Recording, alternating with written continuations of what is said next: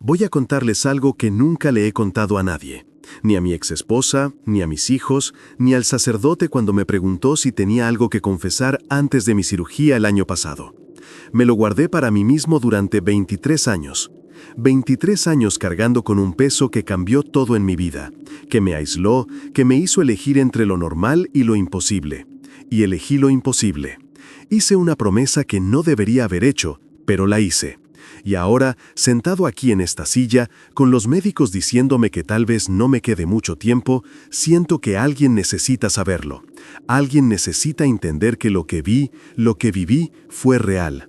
Más real que cualquier otra cosa. Era camionero, larga distancia. Pasé 14 años en la carretera conduciendo ese Scania 113 azul marino que era casi una extensión de mi cuerpo. Conocía cada ruido del motor, cada vibración del volante, cada crujido de las marchas. Era mayo de 2002 cuando todo empezó. Tenía 32 años. Me había separado recientemente y dormía más en la cabina del camión que en ningún otro lugar. Mi ruta era fija.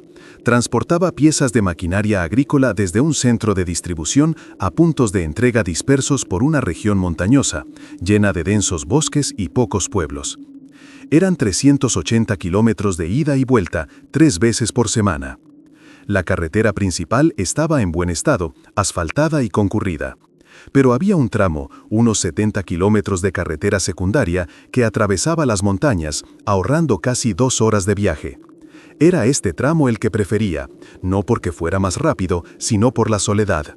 En ese momento necesitaba soledad. La separación aún dolía, los niños se habían quedado con su madre y necesitaba horas a solas con mis pensamientos, con el rugido del motor, con el olor a diésel mezclado con el café recalentado que tenía en el termo a mi lado. Ese tramo estaba rodeado de altos pinos, tan densos que incluso de día la luz del sol apenas penetraba. De noche, era como conducir dentro de un túnel viviente. La carretera subía y bajaba con suaves curvas, y rara vez me cruzaba con otro vehículo. Había una gasolinera abandonada en el kilómetro 231, un viejo puente de madera sobre un río seco en el kilómetro 263, y unos arcenes anchos donde los camioneros paraban a descansar. Conocía esa ruta al dedillo. Siempre pasaba por allí entre las 2 y las 4 de la mañana, la hora en que el mundo parece más vacío, más silencioso, la hora en que empiezas a oír tus propios pensamientos demasiado fuerte. Ponía la radio a volumen bajo, solo para oír algo de música, pero en esa zona la recepción era mala, silbaba más de lo que sonaba. Era el martes 14 de mayo de 2002, a las 3:22 de la madrugada. Lo sé porque miré el reloj digital del salpicadero justo después. Había caído una densa niebla esa noche, algo que ocurría de vez en cuando en esa época del año. Era esa niebla espesa que los faros no pueden penetrar bien, formando una pared blanca delante de ti. Había reducido la velocidad a unos 40 kilómetros por hora, con la vista esforzándome por ver la línea amarilla en medio del carril. Estaba en el kilómetro 247. Lo recuerdo porque había pasado una señal unos metros antes, una de esas que indican una curva cerrada. La niebla hacía que todo pareciera un tanto fantasmal. Los árboles aparecían y desaparecían como sombras a los lados.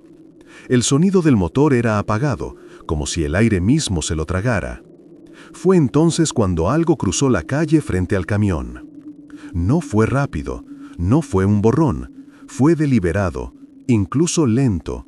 Mi pie encontró el freno instintivamente y el camión crujió al detenerse, con toda la carga desplazándose hacia adelante bajo su peso. Sentí que mi cuerpo era lanzado contra el cinturón de seguridad. Mis manos agarraban el volante con fuerza. La cosa estaba justo allí, en medio de los faros. No era un oso. Sé cómo se mueve un oso. He visto algunos en esa región. Los osos caminan a 4 patas, tienen esa curva característica en el loro. Este estaba de pie, completamente erguido. Debía de medir unos 2 metros y 40 centímetros, quizá más. Era ancho. Sus hombros debían de tener fácilmente 1 metro de ancho. Su pelaje era oscuro, casi negro, pero con un tono marrón que resaltaban los faros. Un pelaje espeso que se movía ligeramente con el viento.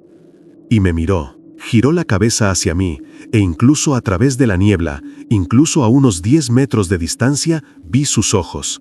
2 puntos que reflejaban la luz de los faros, como los ojos de un animal en la noche, pero más grandes, más intensos. Nos quedamos así durante 4 segundos. Conté. 1, 2, 3, 4. El corazón me latía tan fuerte que podía sentir el pulso en los oídos, en la garganta, en las yemas de los dedos agarrando el volante.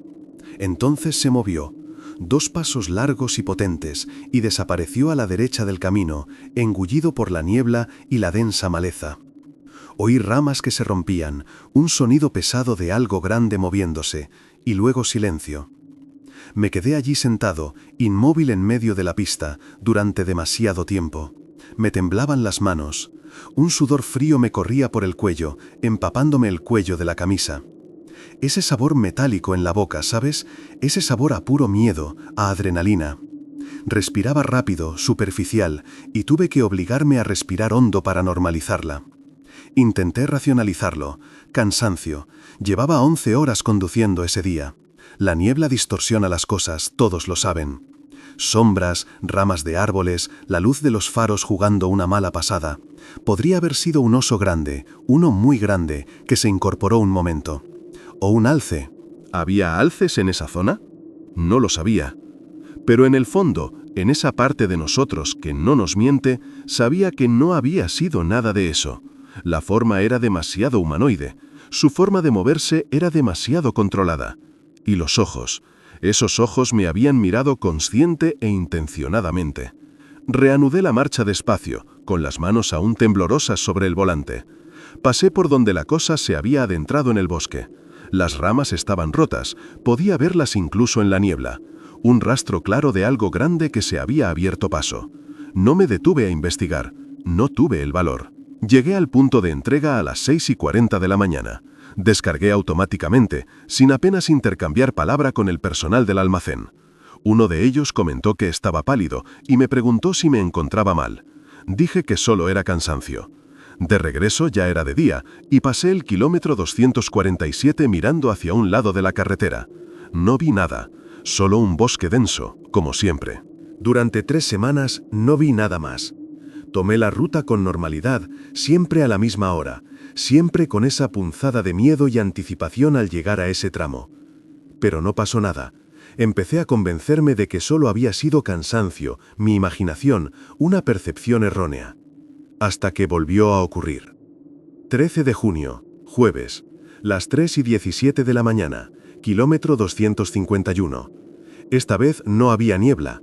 El cielo estaba despejado, brillaban las estrellas y la luna menguante proyectaba una luz tenue, pero suficiente para ver las siluetas de los árboles. Conducía a paso lento, a unos 70 kilómetros por hora, cuando vi algo detenido en el arcén derecho. Disminuí la velocidad instintivamente. Al acercarme, los faros brillaban con más fuerza. Era él, la misma criatura, la misma altura imposible, los mismos hombros anchos, el mismo pelaje oscuro. Estaba allí de pie, completamente inmóvil, mirándome pasar. Esta vez tuve tiempo de ver más detalles. Los brazos eran largos, casi llegaban a las rodillas. Las manos eran enormes. La cabeza era grande, pero proporcionada al cuerpo, y tenía una forma ligeramente cónica en la parte superior. No pude ver la cara con claridad, porque estaba de lado, pero vi el perfil, la mandíbula fuerte y la frente prominente. Lo pasé a menos de 5 metros. No se movió. Simplemente giró la cabeza, siguiendo la camioneta con la mirada. Sentí sus ojos fijos en mí, incluso sin verlos directamente. Miré por el retrovisor. Seguía allí, de pie, observándome mientras me alejaba. Mi corazón volvió a latir con fuerza, pero esta vez era diferente. No era solo miedo, era algo más complejo. Fascinación, quizás. O la comprensión de que algo extraordinario estaba sucediendo, algo que no entendía, pero que era innegablemente real. Cuando llegué a casa esa mañana, no podía dormir. Me senté en el borde de la cama, mirando la pared, repasando cada segundo. Saqué una libreta vieja de un cajón y empecé a anotar. Fecha, hora, kilómetro exacto, Condiciones meteorológicas, duración del avistamiento, lo que había visto, cómo me había sentido. 28 de junio, 2:55, kilómetro 243. Volvió a cruzar la calle, pero esta vez despacio, muy despacio, como si supiera que venía, como si no tuviera prisa. Detuve la camioneta por completo y lo dejé cruzar. Caminaba a pasos largos, con el cuerpo ligeramente balanceándose, y antes de entrar en el bosque del otro lado, miró hacia atrás. Me miró, durante unos 5 o 6 segundos, luego desapareció. 11 de julio, 3 horas y 8 minutos, kilómetro 249. Esta vez fue diferente. Estaba parado al borde de la carretera como las otras veces, pero cuando pasé levantó la mano. No fue un gesto agresivo, fue casi como un saludo. La enorme mano se levantó de su costado, permaneció levantada un instante y luego la bajó. Casi estrelló la camioneta contra un árbol. Me temblaban tanto las manos sobre el volante que la camioneta viró bruscamente. Tuve que detenerme a un lado de la carretera unos 200 metros más adelante, con el corazón latiéndome con fuerza y sin aliento. Había hecho un gesto, había intentado comunicarse. Desde ese día, todo cambió en mi interior. El miedo seguía ahí, no voy a mentir, pero empezó a compartir espacio con algo más. La curiosidad, una necesidad casi física de entender qué estaba pasando. Compré una cámara, una de esas analógicas que todavía usábamos por aquel entonces, y empecé a llevarla de viaje. Pero cada vez que intentaba sacar una foto, algo salía mal. La cámara se atascaba, la película se estropeaba, o simplemente no era lo suficientemente rápido. Los avistamientos continuaron, siempre en ese mismo tramo de 70 kilómetros, siempre entre las 2 y las 4 de la mañana, siempre él, solo, observándome o cruzando la calle. Y empecé a notar un patrón, no actuaba al azar, estaba esperándome. Empecé a reducir la velocidad deliberadamente al llegar a ese tramo. Encendí las luces largas para iluminar aún más la zona. Miré en todas direcciones, buscando esa forma inconfundible. Y la mayoría de las veces la encontraba. Pasó agosto, llegó septiembre. Estaba obsesionado. Mis compañeros empezaron a comentar que actuaba de forma extraña, que solo quería hablar de la ruta de montaña, que rechazaba otras rutas mejores. Mi jefe me ofreció un ascenso, una ruta más lucrativa y horario de oficina. Me negué. No supe explicar por qué. ¿Cómo podía decir que veía una criatura imposible en el camino y que debía seguir así? Mi exesposa me llamó para decirme que los chicos me extrañaban. Prometí visitarlos, pero cancelé 2 veces. La verdad es que me interesaba más estar en esa carretera de madrugada que en cualquier otro lugar. Y eso me asustó. Me asustó darme cuenta de que esto se estaba volviendo más importante que mi propia familia. Pero no pude parar. Porque cada vez que veía a esa criatura, cada vez que nuestras miradas se cruzaban, sentía que había algo ahí, una conexión, un reconocimiento mutuo, como si 2 almas solitarias se hubieran encontrado en el lugar más inesperado del mundo. Y tenía razón, porque en septiembre, en una noche de tormenta, todo cambiaría de una manera que jamás imaginé. Septiembre llegó con lluvia. No esas finas lloviznas, sino fuertes tormentas que caían sobre las montañas, como si el cielo lo estuviera descargando todo de golpe. El camino se volvió resbaladizo. Se formaron charcos en los baches del asfalto viejo, y la visibilidad se volvió casi nula cuando la lluvia golpeó con demasiada fuerza los parabrisas. Pero seguía haciendo la ruta. 3 veces por semana, religiosamente. Martes, jueves y sábado, siempre saliendo sobre la 00:30, la 1 de la madrugada, para llegar a ese punto exacto entre las 2 y las 4 de la madrugada. Se había convertido en una obsesión silenciosa, de esas cosas que ni siquiera te admites, pero que controlan cada decisión que tomas. Compré un cuaderno nuevo, más grande y de tapa dura. Transferí todas las notas del cuaderno viejo y comencé a tomar notas más detalladas. Ya no se trataba solo de la fecha y la hora, lo era todo.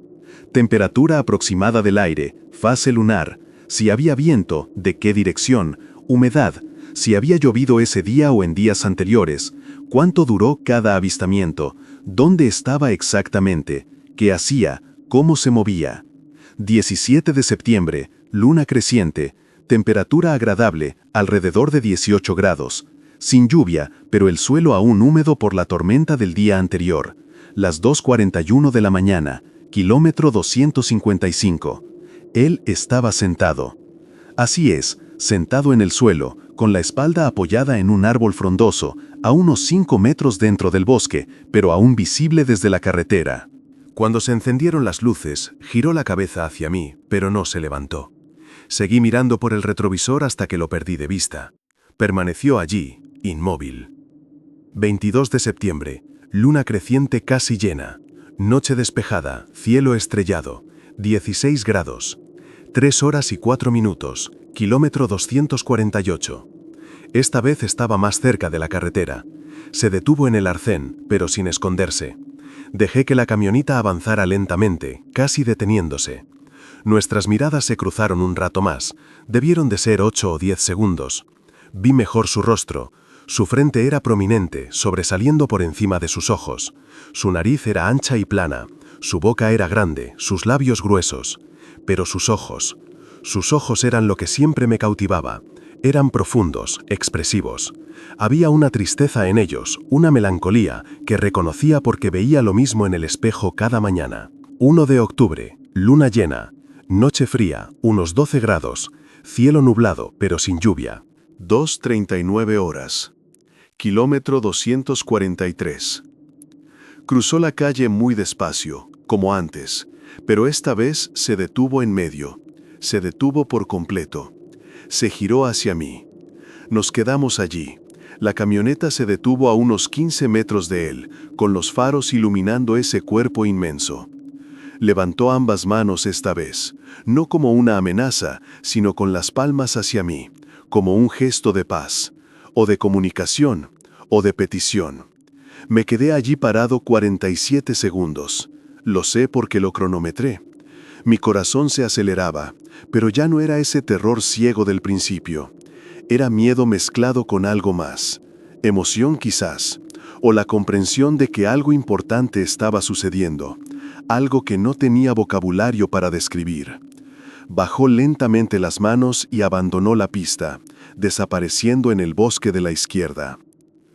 8 de octubre, luna menguante, llovizna ligera, 15 grados, 3 horas y 15 minutos, kilómetro 252. Vi huellas, no suyas, sino de donde había caminado. El suelo junto al camino estaba húmedo por la llovizna y había marcas claras, enormes. Cada huella debía de tener unos 45 centímetros de largo, quizás 50. De ancho también, debían de tener unos 20 centímetros. 5 dedos visibles, como pies humanos, pero mucho más grandes. Las marcas eran profundas, lo que indicaba un peso considerable. Calculé al menos 180 kilos, quizá 200. Detuve la camioneta. Bajé por primera vez. El aire era frío. La llovizna me mojaba la cara. Me acerqué a las huellas y me agaché junto a ellas. Eran reales, profundas en el lodo, recientes porque el agua aún no había llenado por completo las depresiones. Puse la mano junto a una huella. Mi mano entera cabía dentro de la marca de uno de los dedos. Sentí un escalofrío en la espalda, no de miedo, sino de confirmación. Esto era real, completa e innegablemente real.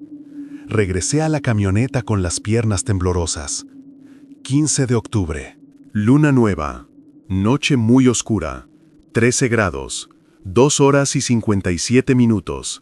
Kilómetro 246. Estaba más cerca de la carretera que nunca, a unos 3 metros del asfalto. Al pasar, dio 2 pasos hacia mí. Instintivamente, mi pie encontró el freno. Detuve la camioneta. Me quedé allí esperando, sin saber qué esperar. Él se quedó allí, mirándome. Luego dio la vuelta y se alejó. 23 de octubre. Luna creciente. Cielo despejado. 17 grados. 3 horas y 11 minutos. Kilómetro 249. Siguió al camión. Corría paralelo a la carretera, adentrándose en el bosque, pero visible por los faros. Corría como un ser humano, erguido, pero con una fluidez y velocidad imposibles. Debía de ir a unos 50 kilómetros por hora, quizá más, sin esfuerzo aparente. Acompañó al camión durante casi 2 kilómetros antes de detenerse y desaparecer. Esa noche, al llegar al punto de entrega, me senté en la cabina y lloré. No sé por qué. Era demasiado. La soledad de verlo todo sola, de no poder contárselo a nadie. La magnificencia, la imposibilidad y al mismo tiempo la conexión, porque sentí que no era solo yo observándolo. Él también me observaba, me estudiaba, intentaba comprender si estaba a salvo, si era una amenaza, si era algo más. Octubre se convirtió en noviembre. Las lluvias se hicieron más frecuentes, la temperatura bajó y los avistamientos continuaron. Casi en cada viaje ahora, siempre estaba ahí, esperando, y yo siempre lo buscaba. Mis compañeros comentaban que estaba diferente, más delgada porque no comía bien, más callada porque ya no tenía nada de qué hablar. ¿Qué iba a decir? ¿Que estaba viendo a pie grande en la carretera? ¿Que estaba desarrollando una relación, una conexión con algo que no debería existir? Mi jefe me llamó a la oficina a finales de noviembre. Dijo que mi rendimiento estaba bajando, que llegaba tarde a las entregas, que rechazaba mejores rutas y que mis compañeros se habían quejado de que actuaba de forma extraña. Me ofreció 2 días libres y me sugirió que fuera al médico.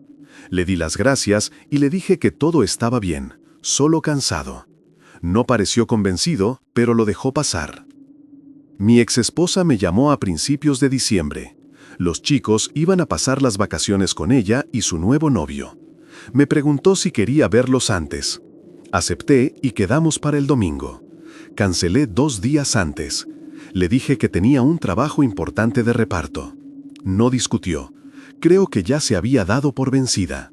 La verdad es que no podía apartar la mirada de ese camino. No podía arriesgarme a perderme un avistamiento.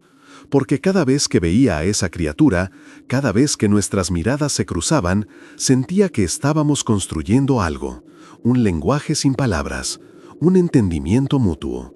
2 almas solitarias que se habían encontrado en el lugar más inesperado y trataban de averiguar qué hacer con ello. 5 de diciembre, luna llena, noche fría y despejada, 11 grados, 2 horas y 43 minutos, kilómetro 250. Estaba sentado en medio de la carretera, simplemente sentado, con las piernas cruzadas, esperándome. Detuve la camioneta a 10 metros. Nos miramos fijamente. Yo en la cabina, él sobre el frío asfalto. La luna llena lo iluminaba todo con esa luz plateada y fantasmal. Pude ver detalles que nunca antes había visto. Su pelaje brillaba ligeramente a la luz de la luna. Había zonas donde el pelaje era más fino, dejando entrever su piel oscura. Cicatrices tal vez, marcas de una vida que desconocía, que no entendía. Después de unos 3 minutos se levantó, lentamente. Ese cuerpo inmenso se desplegaba, los músculos se movían bajo el pelaje. Dio unos pasos hacia la camioneta. Todo mi cuerpo se tensó. Mis manos aferraron el volante hasta que mis nudillos se pusieron blancos. Pero se detuvo. Se quedó allí, a unos 5 metros del parachoques delantero. Levantó la mano derecha, la misma mano enorme que había visto tantas veces, y señaló. Me señaló a mí, o a la camioneta. Luego se señaló a sí mismo, luego a un punto más adelante en la carretera. Me estaba diciendo algo, intentaba comunicarse, no entendía qué, pero entendí que lo intentaba. Me quedé allí, inmóvil, hasta que bajó la mano y abandonó el camino, adentrándose en el bosque de la derecha. No corrió, caminó, como si no tuviera prisa, como si supiera que volvería, que siempre volvería. 15 de diciembre, luna menguante, lluvia ligera, 14 grados, 3 horas y 19 minutos, kilómetro 247. Traje comida. No sé por qué se me ocurrió, pero lo hice. 2 manzanas, un plátano, un trozo de carne seca que tenía guardado. Lo metí todo en una bolsa de plástico. Al llegar al tramo donde solía aparecer, reduje la velocidad casi hasta detenerme. Estaba allí, como siempre, parado en el arcén. Detuve la camioneta por completo y abrí la ventanilla del conductor. El aire frío y húmedo entró en la cabina. Agarré la bolsa con la comida y la tiré al arcén, a unos 10 metros de él. Miró la bolsa. Luego me miró a mí. Nos quedamos así unos segundos. Luego se acercó. Lentamente, esos pasos largos y pesados. Se agachó junto a la bolsa y la abrió con esas manos enormes. Tomó primero el plátano, lo olió, luego lo peló y se lo comió. Masticó lenta y deliberadamente. Cogió una manzana, le diste un mordisco. El sonido de tus dientes al romper la piel de la manzana se oía incluso a distancia. Te comiste la manzana entera. Él ignoró la otra manzana y la pulpa seca. Cuando terminó, me miró de nuevo, e hizo algo que jamás olvidaré. Asintió. Un gesto pequeño, sutil, pero inconfundible. Un gesto de agradecimiento. O de reconocimiento. Entonces se dio la vuelta y se alejó bajo la lluvia, y yo me quedé allí, temblando, con lágrimas corriendo por mi rostro sin entender exactamente por qué. Quizás porque, por primera vez en años, sentí que había hecho algo importante, que tenía una conexión con algo, aunque ese algo fuera imposible, inexplicable. Ese fue el último viaje antes de Navidad. Pasé las fiestas sola en el pequeño apartamento que alquilaba. Pensé en llamar a los chicos, pero no lo hice. No sabía qué decir. ¿Cómo podía explicarles que lo más importante en mi vida ahora mismo era una criatura que no debería existir? ¿Cómo podía decirles que prefería estar en ese camino oscuro y frío que en cualquier lugar cálido y seguro? Regresé a las carreteras el 27 de diciembre, y él estaba allí, esperando, como si nunca hubieras dudado de mi regreso, porque, de alguna manera extraña e inexplicable, habíamos forjado algo. No sé si era amistad, no sé si era curiosidad mutua. No sé si eran simplemente dos seres solitarios reconociéndose el uno en el otro. Pero era real, y estaba a punto de volverse mucho más profundo de lo que jamás imaginé. Porque en septiembre del año siguiente, en una noche de violenta tormenta, no solo me observaría desde lejos, se subiría a la cabina de mi camioneta, y todo cambiaría de una manera irreversible. El año pasó. El 2003 llegó sin celebración, sin fuegos artificiales, sin esperanza de que algo cambiara. Seguí el camino, seguí esa ruta. Los avistamientos continuaron, ahora casi en cada viaje. Siempre estaba allí, en ese tramo de 70 kilómetros que se había convertido en nuestro territorio compartido. A veces más cerca, a veces más lejos, a veces inmóvil, a veces en movimiento, pero siempre presente. Enero fue caluroso, incluso de madrugada. Febrero trajo tormentas esporádicas, marzo fue seco. Abril empezó con ese frío otoñal que desciende lentamente sobre las montañas. Y en cada viaje llevaba algo: fruta, trozos de pan, carne seca. La dejaba al borde de la carretera, siempre en el mismo lugar, cerca del kilómetro 247.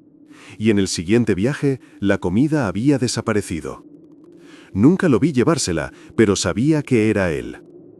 En mayo, un año después del primer avistamiento, dejé de dejar comida en el suelo. Empecé a detener la camioneta y a sujetarme a la ventana.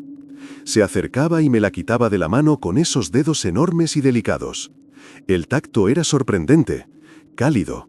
Sus manos eran ásperas, callosas, pero el tacto era cuidadoso. Nunca agarraba, solo tomaba lo que le ofrecía. En junio fue cuando noté que estaba delgado.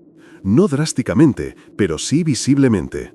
Sus costillas se veían más bajo el pelaje cuando se movía de cierta manera bajo los faros. Empecé a llevarle más comida, sándwiches enteros, mucha fruta. Una vez le llevé la mitad de las sobras de pollo asado. Se lo comió todo, sentado al borde del camino mientras yo esperaba dentro de la cabaña. Julio, agosto, septiembre se acercaba. Había perdido 12 kilos. No dormía bien. Soñaba con esos ojos, con esa figura inmensa observándome desde la oscuridad. Mi jefe me había dado un ultimátum: o aceptaba otra ruta o buscaba otro trabajo. Acepté la otra ruta. Trabajé 5 días en ella, miserable, contando las horas hasta poder volver. Al 6.º día, volví a la oficina y supliqué que me devolvieran mi antigua ruta. Dije que aceptaría menos paga, que no me importaba. Me miró como si me hubiera vuelto loco, pero me devolvió mi ruta. Mi exesposa dejó de llamar. Los niños ya tenían 8 y 10 años, y me había perdido tanto de sus vidas que apenas me conocían. Uno de ellos me preguntó, la última vez que nos vimos, si me había echado novia. Porque debía de ser eso, ¿no? Solo una mujer podría explicar por qué su padre no tenía tiempo para ellas. No supe qué responder. ¿Cómo iba a explicárselo? 15 de septiembre de 2003. La fecha está grabada en mi mente como si fuera ayer. Fue la noche en que todo cambió. La noche en que la línea entre observador y observado, entre humano e imposible, desapareció por completo. El día había sido extraño desde el principio. Pesado. El aire tenía esa cualidad eléctrica que precede a las grandes tormentas. El cielo estaba nublado desde la tarde, con nubes oscuras acumulándose sobre las montañas como un muro sólido. Cuando emprendí mi viaje, alrededor de la 1 de la mañana, ya empezaban a caer las primeras gotas. A las 2:30, al entrar en la zona montañosa, la tormenta estalló con una violencia que pocas veces había visto. No era lluvia, era una cortina de agua que caía del cielo, tan densa que los limpiaparabrisas a toda velocidad apenas podían seguirla. Los relámpagos surcaban el cielo cada 10 o 15 segundos, iluminándolo todo con esa luz blanca y artificial. El trueno llegó inmediatamente después, tan fuerte que sentí la vibración en el pecho.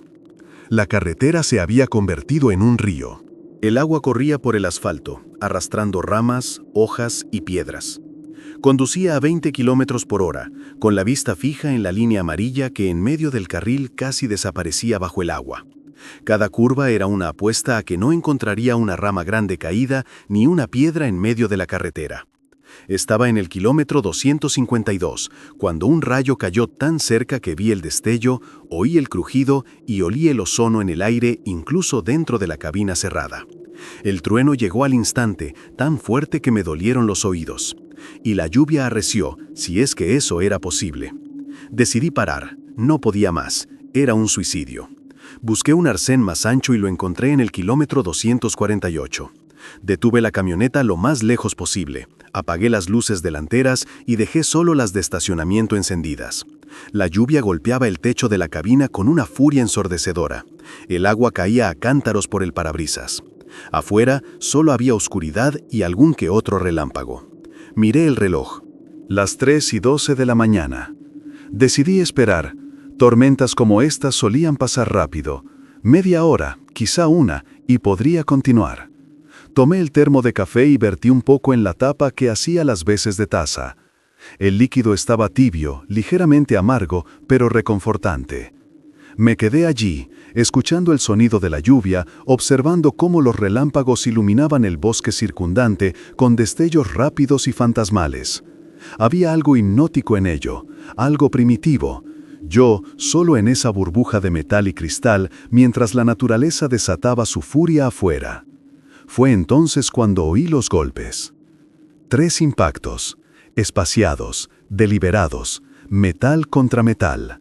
En el lateral del camión, en el lado del pasajero. Todo mi cuerpo se congeló. El café casi se derramó de la tapa.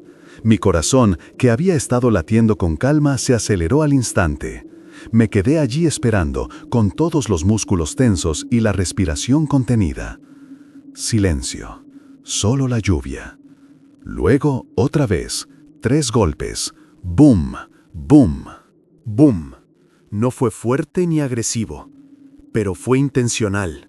Alguien o algo estaba afuera, golpeando el costado del camión. Giré lentamente la cabeza hacia el lado del copiloto. No podía ver nada por la ventanilla debido al agua que corría. Estiré el brazo y limpié el cristal con la manga de la camisa. Seguía sin ver mucho, solo oscuridad y lluvia. Más ritmos. 3. Siempre 3. Como un patrón. Saqué la linterna del maletero. Me temblaba tanto la mano que me costaba sostenerla. La encendí. La apunté al retrovisor del copiloto. El haz de luz atravesó la oscuridad y la lluvia. Y allí estaba, empapado.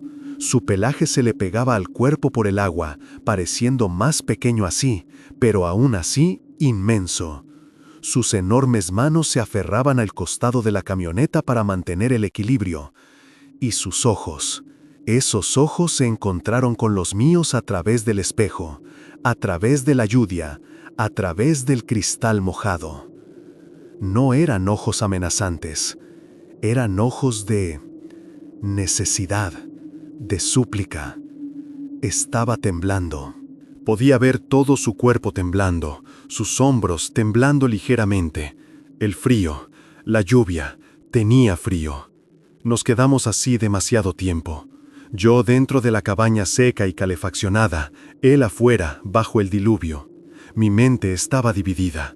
Un terror primigenio me decía que saliera de allí, que acelerara y me fuera. Pero algo más fuerte, algo que se había desarrollado durante más de un año de encuentros, me detenía. Volvió a llamar, 3 veces, ahora más suave, casi como una pregunta. Y luego empezó a subir. Toda la cabina se balanceó bajo el peso. Oí el sonido metálico de pies y manos al apoyarse en el lateral del camión. La suspensión crujió. Estaba subiendo. Se dirigía hacia la cabina. Oh, la manija de la puerta del pasajero se movió. Se me heló la sangre, porque no había cerrado las puertas con llave. Nunca las cerré al detenerme. No hacía falta. En esa calle, a esa hora, nunca había nadie. La puerta se abrió. No de golpe, lentamente. Tiró con cuidado, como si supiera que debía ser delicado. La luz interior de la cabina se encendió automáticamente, iluminando el interior. El agua empezó a entrar al instante, salpicando con el viento. Y entonces apareció. De cabeza, enorme. Tuvo que agacharse para pasar por la puerta. Sus anchos hombros apenas cabían. Entró de lado, contorsionando su inmenso cuerpo para colarse por la abertura destinada a humanos. La cabina se sacudió violentamente con el cambio de peso, y se sentó en el asiento del pasajero. Simplemente se sentó. El asiento era demasiado pequeño. Sus rodillas estaban dobladas en un ángulo incómodo por falta de espacio. Cerró la puerta tras él y el sonido de la lluvia se apagó de nuevo. La luz interior se apagó, dejándonos en la penumbra, con solo el tenue resplandor del tablero de la camioneta. No podía moverme, no podía respirar bien. Estaba a menos de 1 metro de esa cosa, de ese ser. Podía sentir el calor de su cuerpo. Podía oír su respiración pesada y húmeda, el agua goteando de su pelaje sobre el suelo de la cabaña. El olor era fuerte. Tierra mojada, vegetación, algo animal pero no putrefacto. Era un olor a vida silvestre, a bosque, a cosas que no se bañan pero no están sucias. No me miró. Miró hacia adelante, al parabrisas, a la tormenta afuera. Su respiración era rápida y superficial, como la de alguien que ha pasado mucho tiempo bajo el frío y la lluvia. Le temblaban los hombros, pequeños temblores que recorrían todo su enorme cuerpo. Nos quedamos así. No sé cuánto tiempo, 5 minutos, 10, 15, contaba los segundos en el reloj digital del tablero porque no tenía nada más que hacer. Mi mente estaba en blanco, solo registrando, su figura sentada allí, el vapor que salía de su pelaje mojado, sus enormes dedos apoyados en las rodillas, sus uñas gruesas, amarillentas, pero limpias. 17 minutos, 18. La lluvia empezó a amainar un poco. Los relámpagos se hicieron menos frecuentes. 20 minutos. Movió la cabeza. Se giró lentamente hacia mí. Y vi su rostro por primera vez de verdad, de cerca, iluminado por la tenue luz del cablero. Una frente prominente que sobresalía por encima de los ojos. Cejas pobladas con el cabello más oscuro en esa zona. Ojos marrones. Un marrón oscuro, casi negro, pero con matices ámbar cuando la luz los iluminaba de cierta manera. Completamente humanos en forma. El iris, la pupila, el blanco ligeramente amarillento que los rodeaba, pero la expresión en ellos. La expresión era de una inteligencia que no estaba preparada para ver. La nariz era ancha, las fosas nasales grandes. La boca era ancha, los labios gruesos y oscuros. Tenía algunas cicatrices en la cara, líneas finas donde ya no crecía pelo. Una cruzaba la ceja izquierda, otra en la barbilla. Me miró durante largos segundos. Estudió mi rostro igual que yo el suyo. Y luego, lentamente, asintió. Un pequeño movimiento de cabeza. Abajo, arriba. Un reconocimiento, un agradecimiento. Luego se giró para encarar la tormenta que estaba amainando afuera. 32 minutos. La lluvia era más ligera ahora. Había pasado de un diluvio a una lluvia torrencial normal. Los relámpagos, distantes, iluminaban las nubes desde dentro. 40 minutos. Su respiración se había normalizado. Los temblores habían cesado. Parecía estar deshidratándose. Su pelaje comenzaba a hincharse de nuevo, recuperando su volumen. 47 minutos. Se movió. Giró hacia la puerta, con ese movimiento lento y cuidadoso de nuevo. Abrió la puerta. La luz interior se encendió de nuevo. Me miró una última vez. Sus ojos se encontraron con los míos. Y había algo en esa mirada que no tengo palabras para describir. Gratitud, quizás, o confianza, o un vínculo que se había forjado allí, en esos 47 minutos de silencio compartido. Luego se fue. Bajó de la cabaña con la misma extraña facilidad con la que había subido. Cerró la puerta con cuidado. Se quedó allí afuera unos segundos, mirándome a través del cristal. Luego se dio la vuelta y se adentró en el bosque, esos pasos largos y potentes, y desapareció entre los árboles. Me quedé allí sentado, temblando, durante otros 20 minutos. No por el frío, por algo que no podía identificar. Conmoción quizá, o admiración, o terror, o todas esas cosas juntas. El suelo de la cabina estaba mojado. Había manchas de agua, marcas de sus pisadas. Había pelos pegados al asiento del pasajero, gruesos y oscuros, de unos 10 centímetros de largo. Tomé uno y lo sostuve a contraluz. Era real. Todo había sido real. Reanudé la marcha cuando dejó de llover por completo. Llegué al punto de entrega con casi 2 horas de retraso. Descargué automáticamente, sin hablar con nadie. Volví a casa y me quedé en mi apartamento 3 días sin salir, sin comer bien, sin dormir bien, repasando esos 47 minutos en mi cabeza, una y otra vez, porque todo había cambiado. Ya no era solo alguien a quien observaba desde la distancia. Había entrado en mi espacio. Había confiado en mí. Se había permitido ser vulnerable en mi presencia. Y supe, con absoluta certeza, que esto era solo el principio. Que algo profundo se había formado allí, en esa noche tormentosa. Algo que no entendía del todo, pero que cambiaría el resto de mi vida de maneras que aún no podía imaginar. Después de esa noche, ya no pude fingir que era solo curiosidad. Ya no se trataba de ver algo imposible. Se trataba de él, de ese ser solitario que había confiado lo suficiente en mí como para entrar en mi cabaña y sentarse a mi lado mientras la tormenta rugía afuera. Regresé a la carretera 3 días después, el martes 19 de septiembre. El tramo era el mismo de siempre, el denso bosque a ambos lados, el asfalto viejo y bacheado. Pero cuando llegué al kilómetro 248, donde había parado esa noche, él estaba allí, parado en el arcén, como si estuviera esperando, como si supiera que volvería. Detuve la camioneta. Se acercó, lentamente, como siempre, y cuando se acercó a la puerta del copiloto, me miró por la ventana. No era una petición, era una pregunta. ¿Puedo? Directo a la puerta. Subió, esta vez sin tormenta, sin prisa.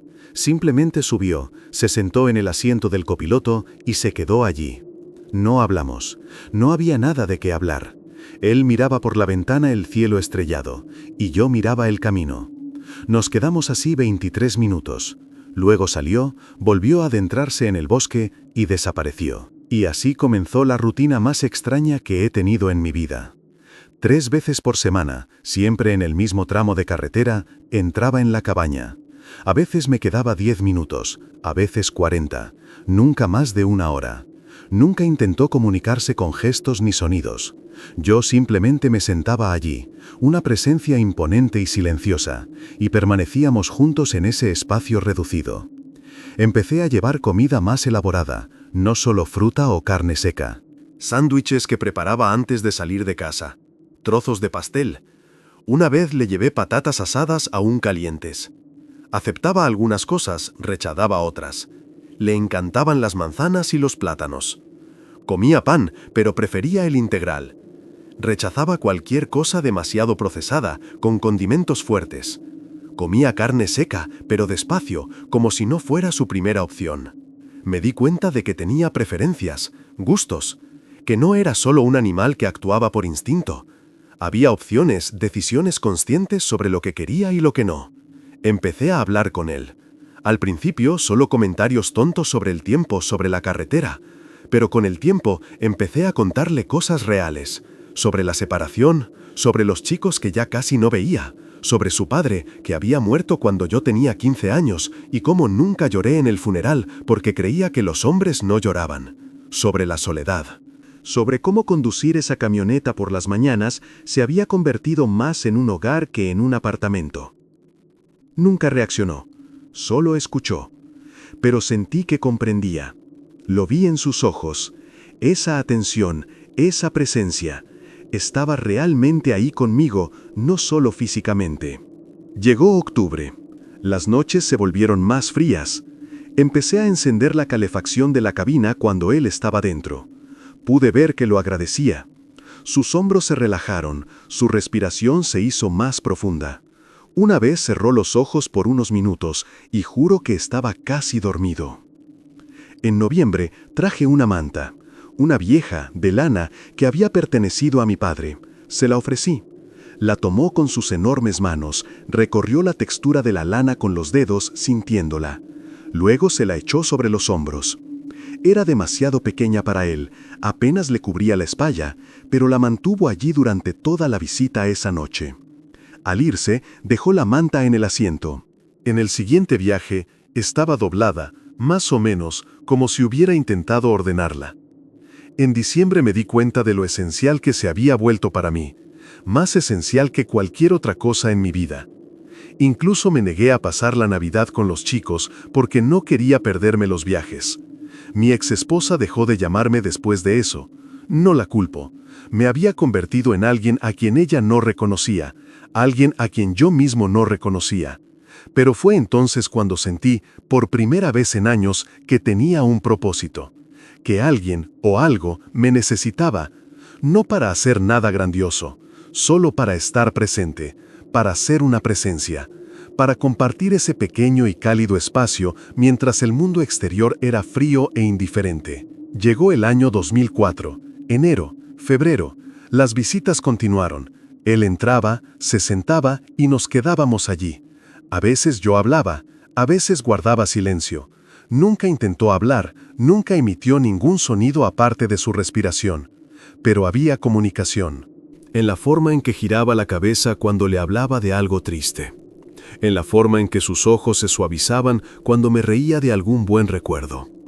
En marzo le llevé fotos de los niños, fotos antiguas de cuando eran pequeños. Se las enseñé, señalé y expliqué quién era quién. Observó cada foto con atención. Sus enormes dedos casi rozaron las imágenes, pero se contuvo, como si supiera que eran delicadas, importantes. En abril fue cuando los problemas en el trabajo se intensificaron. Mi jefe me volvió a llamar. Dijo que había recibido quejas, que llegaba demasiado tarde, que rechazaba mejores cargas de trabajo, que mi apariencia era descuidada. Lo miré y no sentí nada. No tenía miedo de perder mi trabajo, no me preocupaba, porque perder ese trabajo significaría perder ese camino, y perder ese camino significaría perderlo a él. Prometí mejorar. No lo hice.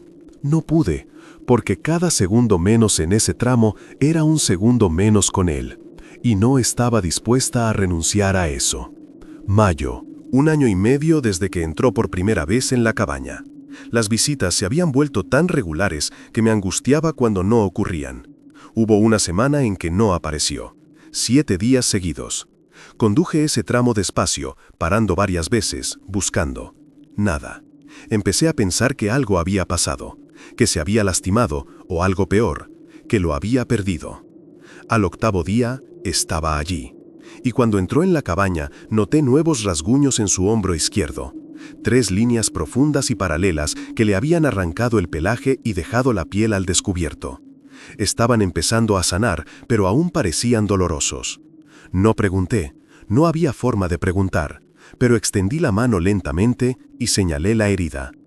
Él miró hacia donde yo señalaba, luego me miró, e hizo algo que nunca había hecho. Puso su mano sobre la mía, solo por un segundo, un toque suave, cálido y cuidadoso. Luego la retiró. Llevé esa sensación en la mano durante el resto del viaje, el peso de esos dedos enormes, la textura de la piel callosa, la dulzura imposible de un ser que debería haber sido salvaje, pero que había decidido no serlo, al menos no conmigo. Junio, julio, agosto. Pasaron los meses y la conexión se hizo cada vez más fuerte. Había dejado de intentar comprender qué era. La amistad parecía muy humana, pero era algo más, un vínculo, un reconocimiento mutuo de la soledad. Él estaba solo en ese inmenso bosque y yo estaba sola en esa camioneta, y de alguna manera nos habíamos encontrado. Empecé a fijarme en cosas de él.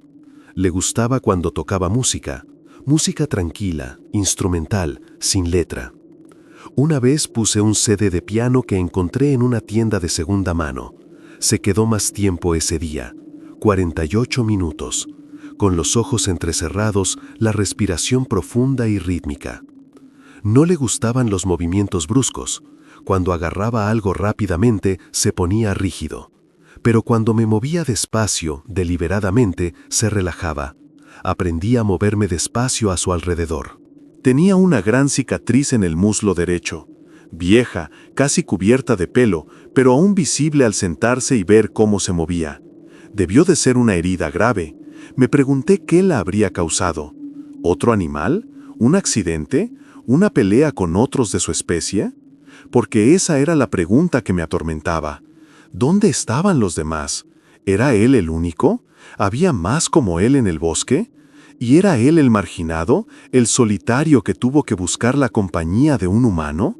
¿O era realmente el último, vagando solo por esas montañas interminables? Llegó septiembre, 2 años desde aquella primera noche de tormenta, y fue en septiembre cuando casi todo se derrumba. Recibí la notificación, 2 semanas de plazo, o aceptaba el traslado a otra ruta, en otra región, o me despedían. No hubo más negociación. Mi jefe había sido demasiado paciente, me había dado demasiadas oportunidades. Era ahora o nunca. Esa noche, en el kilómetro 248, me quedé en la cabaña esperando a que apareciera. Y cuando apareció, cuando subió y se sentó a mi lado, lloré. Lloré como no había llorado desde que era niña. Las lágrimas corrían por mi rostro sin control, sollozos que intentaba reprimir, pero que salían de todos modos. Me miró, y por primera vez emitió un sonido. No fue una palabra, fue un sonido profundo, proveniente de lo más profundo de su pecho. No fue agresivo, fue reconfortante, como un murmullo, casi un ronroneo. Siguió emitiendo ese sonido, suavemente, mientras yo lloraba. Y entonces hizo algo que destrozó el poco control que me quedaba. Lentamente levantó la mano y me tocó el hombro. Esa mano enorme, que fácilmente podría haberme aplastado, se posó sobre mi hombro con una suavidad imposible. Y allí se quedó, solo allí, un peso reconfortante, una presencia sólida. Me quedé en ese abrazo extraño e imposible demasiado tiempo. No apartó la mano, simplemente se quedó, ofreciéndome el único consuelo posible, su presencia. Cuando me tranquilicé, cuando las lágrimas se secaron y mi respiración volvió a la normalidad, él retiró la mano. Me miró con esos ojos que tan bien conocía. Y lo supe. Sabía que él entendía, que algo andaba mal, que algo estaba cambiando. Se lo conté. Le hablé del ultimátum, del traslado, de tener que abandonar esa ruta. No entendió las palabras, pero sí el tono, la tristeza, la desesperación. Lo vi en sus ojos, lo entendió. Me quedé más tiempo esa noche, más de 1 hora. No se fue, se quedó conmigo hasta que el sol empezó a asomar por el horizonte. Y cuando por fin se levantó para irse, volvió a emitir ese sonido, ese murmullo profundo y reconfortante. Luego se fue y desapareció en el bosque. Al día siguiente fui a la oficina. Le dije a mi jefe que aceptaba mi despido. Me miró como si estuviera loca. Me preguntó si estaba segura. Dije que sí, porque lo estaba. No iba a dejar esa ruta, no iba a dejarlo. Conseguí otro trabajo 2 semanas después. Pagaban menos. Estaba más lejos de casa, pero era la misma ruta. Una empresa más pequeña que necesitaba un conductor para exactamente esa ruta. Era como si el universo hubiera conspirado para que me quedara allí. Y seguí 3 veces por semana, martes, jueves y sábado, siempre a la misma hora, siempre parando en el mismo sitio, y él siempre aparecía, siempre entraba, siempre nos quedábamos allí, 2 personas solitarias compartiendo un pequeño espacio en un mundo indiferente. Octubre, noviembre, diciembre de 2004. 3 años desde el primer avistamiento. 2 años y 3 meses desde la primera vez en la cabaña. Tenía 41 años. Había perdido a mi familia. Había perdido a mis amigos. Había perdido cualquier atisbo de vida normal. Pero había ganado algo que no sabía que necesitaba. Una conexión, un propósito, un amigo, si puedo llamarlo así, que no juzgaba, que solo pedía presencia, que ofrecía lo mismo a cambio. Llegó el año 2005. Y fue en ese año que sucedería algo que pondría a prueba todo lo que creía saber sobre la lealtad, sobre el secreto, sobre el precio de proteger algo demasiado preciado para perderlo. Enero de 2005 empezó frío, más frío de lo habitual. Las mañanas en la montaña alcanzaban los 3 o 4 grados. Podía ver mi propio aliento dentro de la cabaña antes de encender la calefacción. Y me lo imaginaba ahí fuera, con ese frío, esperando. Traje más mantas, 3 esta vez, gruesas, de lana. Cuando entró en la cabaña en el primer viaje en enero, se las ofrecí todas. Tomó una y se envolvió en ese capullo improvisado de tela. Y por primera vez lo vi relajarse de verdad. Sus hombros se hundieron, su respiración se volvió profunda y regular. Permaneció así durante 52 minutos esa noche, el tiempo más largo que jamás había tenido. Febrero, marzo. Las visitas continuaron, pero noté que estaba diferente, más delgado otra vez, a pesar de la comida que le llevaba. Había una inquietud en él que no había estado antes. Miraba más al bosque, a la oscuridad del exterior, como si buscara algo, o huyera de algo. Fue un jueves del mes de marzo, el día 24, a las 3:37 de la mañana, cuando todo cambió. Estaba de pie en mi sitio habitual, esperando. Tardó más de lo habitual en aparecer. 15 minutos, 20. Empecé a preocuparme. Estaba a punto de salir a buscarlo cuando lo vi emerger del bosque. Pero algo andaba mal. La forma en que se movía era más lento, se tambaleaba. Una mano le presionó el hombro izquierdo. Salté de la cabaña sin siquiera pensarlo. El frío de la noche me golpeó la cara. Corrí hacia él. Cuando estuve lo suficientemente cerca, lo vi. Sangre, mucha sangre, goteando entre los dedos de la mano que apretaba contra su hombro. El pelaje oscuro era aún más oscuro allí, empapado. El olor era fuerte, metálico, imposible de ignorar. Se detuvo al verme acercarme. Nuestras miradas se cruzaron, y vi dolor en él. Un dolor real, físico, que distorsionaba los rasgos de ese rostro que había llegado a conocer tan bien. Hice un gesto con las manos señalando la camioneta. Él entendió, se tambaleó hacia la cabina y esta vez necesitó ayuda para subir. Empujé lo mejor que pude. Ese peso imposible casi me derriba, pero lo logramos. Se abalanzó sobre el asiento del copiloto con un gemido profundo que me desgarró hasta la médula. Me subí al asiento del conductor y encendí la luz interior. La herida era peor de lo que pensaba. Un corte profundo, de unos 15 centímetros, en el hombro izquierdo. No podía ver el fondo, pero sangraba profusamente. El pelaje que lo rodeaba estaba pegado con sangre fresca y coagulada. No había hospital, no había veterinario, no había nadie a quien llamar sin revelar quién era. Y revelar quién era significaba perderlo. Significaba equipos de investigación, jaulas, laboratorios, todo lo que había evitado durante toda su vida. Tenía que ser yo. Agarré el botiquín de primeros auxilios que estaba debajo del asiento. Un botiquín básico de camionero. Gasa, cinta adhesiva, alcohol, un poco de antiséptico. Nada preparado para algo de ese tamaño. Pero era todo lo que tenía. Sostuve la botella de agua que estaba en el compartimento de almacenamiento. Lo miré. Él me devolvió la mirada y asintió. Ese pequeño movimiento de cabeza. Confianza. Permiso.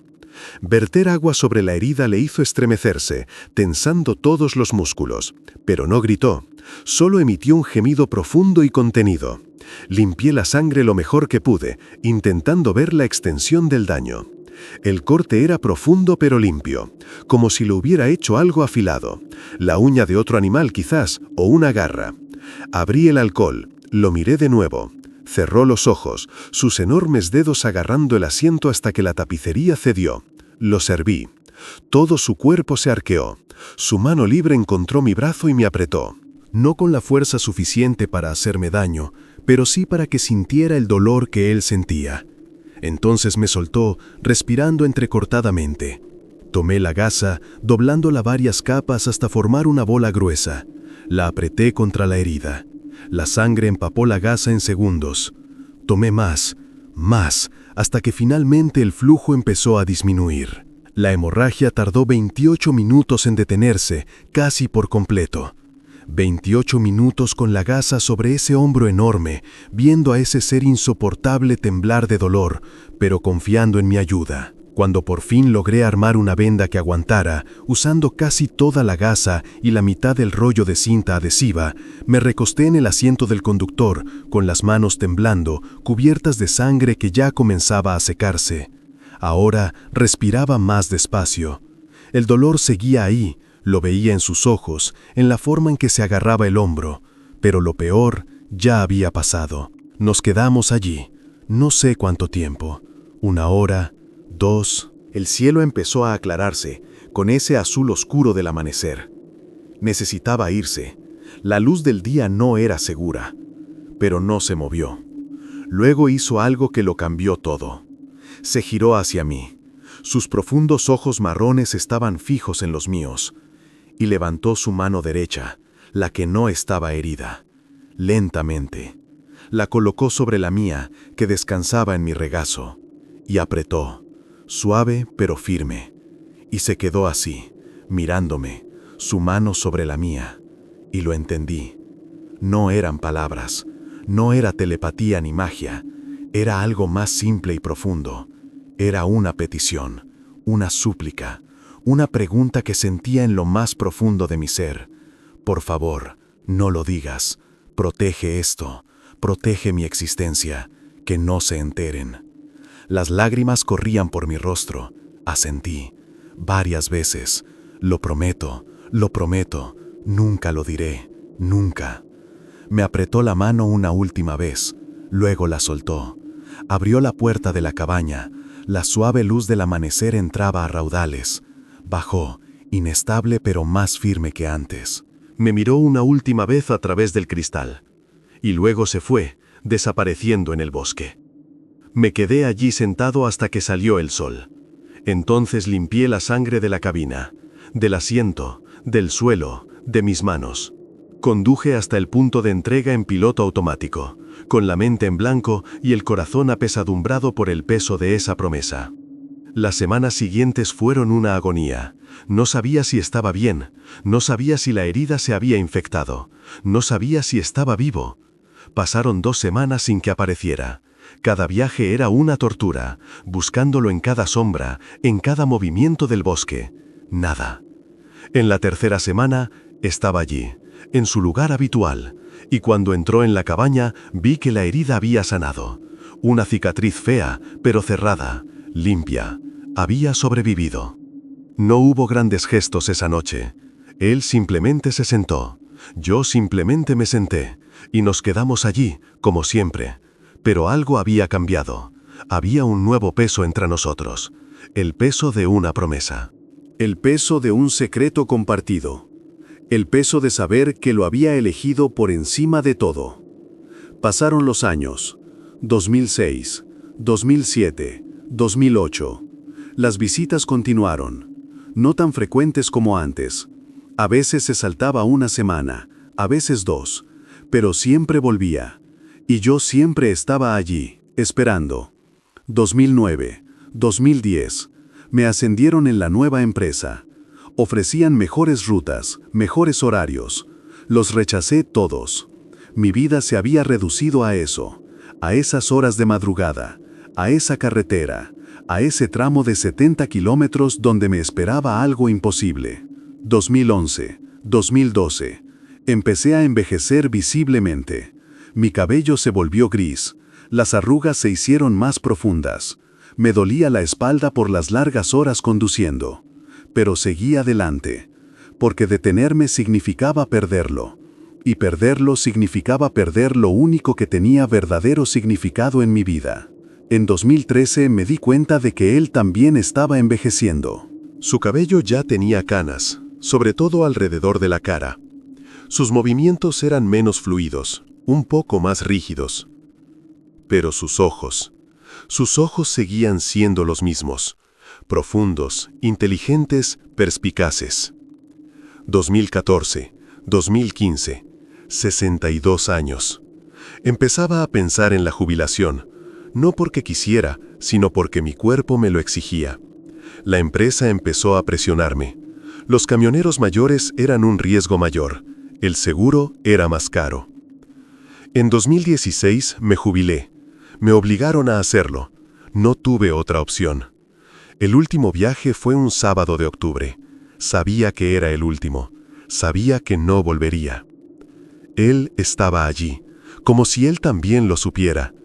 Entró en la cabaña. Nos sentamos en silencio durante 1 hora, 2, 3. El sol empezó a salir. Necesitaba irse, pero ninguno de nosotros se movió. Finalmente, se volvió hacia mí.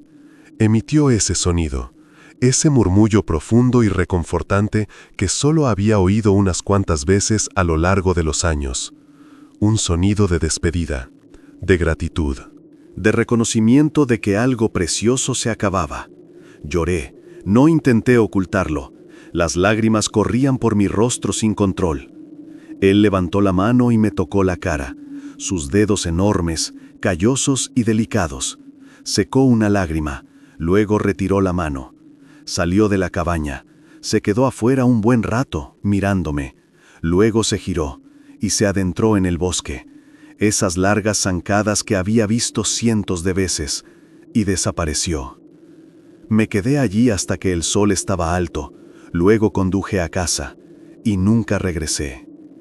Han pasado 5 años desde entonces, 5 años sin saber si sigue allí, si aún vaga por esas montañas, si ha encontrado a otros de su especie, si sigue solo, si está vivo.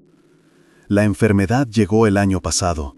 Los médicos usan palabras altisonantes, pero lo importante es simple.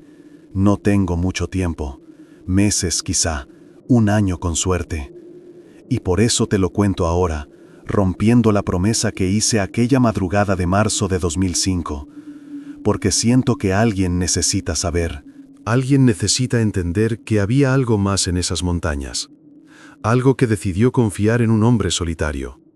Algo que no era ni monstruo ni bestia, sino un ser con emociones, con inteligencia, con la necesidad de conexión que todos tenemos. He guardado sus cabellos todos estos años. Están en una caja debajo de mi cama. Gruesos, oscuros, de unos 10 centímetros de largo. Es imposible probar físicamente algo que el mundo dice. No sé si sigue vivo, no sé si existen otros como él. No sé si fue el último de su especie, vagando solo hasta que conoció a un camionero tan solitario como él. Pero sé que él era real. Sé que durante 14 años, de 2002 a 2016, algo extraordinario ocurrió en ese camino. 2 seres de mundos diferentes se encontraron. Y por un breve y precioso instante, ninguno de los dos estuvo solo. Si estás escuchando esto, si has llegado hasta aquí, gracias.